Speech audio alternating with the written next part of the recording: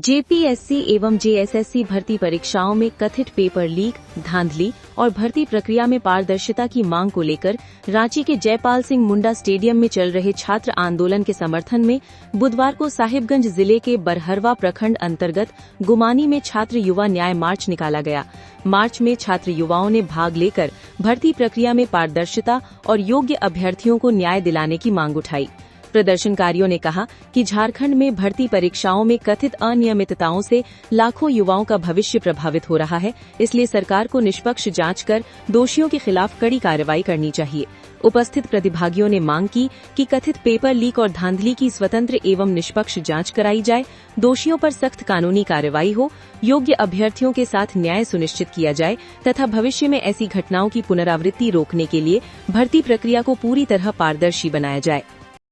हम लोग पिछले लगभग 5-6 सालों से जेएसएससी, सीजीएल और जेपीएससी की बहुत सारे परीक्षाओं की तैयारी कर रहे हैं, लेकिन हम लोगों को पता चलता है कि हम लोग तो तैयारी कर रहे हैं, लेकिन तैयारी करके हम लोगों को फ़ायदा नहीं होता है, क्योंकि या तो पेपर लीक हो जाता है या तो सीटिंग हो जाता है, जिससे या तो हम लोग परीक्षा देकर आते हैं और आने के बाद पता चलता है कि कहीं से पेपर लीक हो गया, या तो फिर बाद में पता चलता है कि इसमें सेटिंग हो गया, रिजल्ट नहीं आता है। तो हम लोगों को बहुत निराशा होता है और जो हम लोग तैयारी कर रहे हैं हमारा मनोबल भी टूट रहा है, क्योंकि पिछले 4-5 सालों से जैसे सीजीएल का ही मान लीजिए तो लगभग 2017 में फॉर्म भराया, फिर 2019 में एक बार फिर फॉर्म भराया और उसका एग्ज़ाम 2023 में हुआ।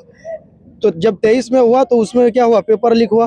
फिर उसके बाद 2024 में हुआ, इसमें भी क्या हो गया, सेटिंग हो गई। तो एक तो फॉर्म भराते हैं, भरने में 5 साल लग जाता है, फिर परीक्षा देने में फिर 5 साल लग जाएगा। तो अब हम लोगों का जो कैरियर है वो तो मतलब 60 वर्ष में हम लोगों को कुछ मतलब नौकरी वोकरी मिल सकता है। इस जमाने क्या मांग है?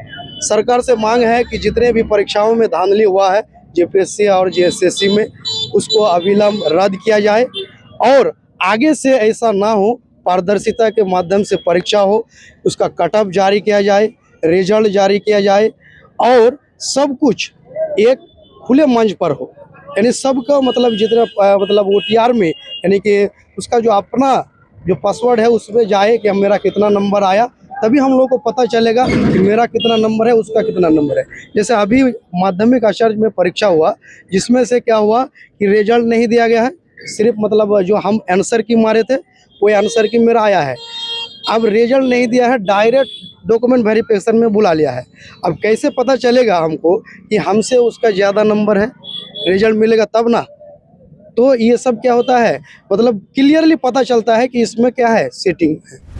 आज का कार्यक्रम जो जेएसएससी और जेपीएससी के द्वारा जो धांधली कर रहा है, इनके ऊपर छात्र का आक्रोश है। और 2019 में ये सरकार जो लाया गया था और नाम अब वह सरकार दिया गया है, ये झारखंड ने सरकार बनाया है, झारखंड के बच्चों ने बनाया है। और यहाँ पे आज जो खेला चल रहा है वो बाहरी बच्चों को आके पैसा दे के नौकरी, हरियाणा का बच्चा, बाहरी बच्चा, यूपी के बच्चे आके यहाँ पे दबदबा चला रहे हैं। तो मेरा सरकार से मांग है कि सरकार इस बात का ध्यान दे कि सरकार जो अभी जिस कुर्सी में बैठे हुए हैं, ये झारखंड के नौजवानों ने आपको ये कुर्सी दिया है छीन के, क्योंकि आपसे बड़ी उम्मीद थी। हमारी मांग सरकार से यही है, आप पहले कैलेंडर जारी कीजिए, कब कौन सा एग्जाम है, सिलेबस नियमित बनाइए कि आप एक्चुअल में आप एग्जाम में नौकरी देने के लिए आप एग्जाम ले रहे हैं। आज जो सरकार जिस तरीके से हमारे मानसिकता को जो पीड़ा दे रही है, इसकी सिलेबस यूपीएससी से भी टफ है। मैंने नगर पालिका एग्जाम दिया, नगर पालिका एग्जाम का कट ऑफ क्या है किसी भी आदमी को पता नहीं है। नगर पालिका में जितने भी सिलेक्शन हुआ है सब बाहरी बच्चा है। 60-40 आप अपने पहले राज्य को देखिए, आपकी सरकार हम आपको बनाए भाई, तो आप हमको देखिए, आप दूसरे को काहे देखिएगा? जाहिर सी बात है। तो आप ठीक है, हम मान लेते हैं कि आरक्षण है, आरक्षण देना चाहिए, जैसे सब लोग देते हैं, 10% देते हैं। हम लोग जब दूसरे जगह जाते हैं तो हम लोग दूसरे जगह जब जाते हैं तो हमें 10% मिलता है, हमें 5% मिलता है। तो आप भी ऐसा कीजिए, आपको हम बनाए हैं तो आप हमारी तरफ देखिए। मांग ये है पहला कि सरकार अविलंब बात करे छात्रों से, क्योंकि सरकार को संवेदनशील होना जरूरी है। 10 दिन से बहुत कष्ट से बच्चे रह रहे हैं, आप उनको जो है, कोई कल बता रहा था कि कोई तंबू भी नहीं टांगने दे रहा है, तो गलत है। लोकतांत्रिक अधिकार है लोगों को, तो आप जल्द से जल्द उस पर बात करें। दूसरा, शिक्षा हिंदुस्तान के राजनीति का पहला प्राथमिकता होना जरूरी है।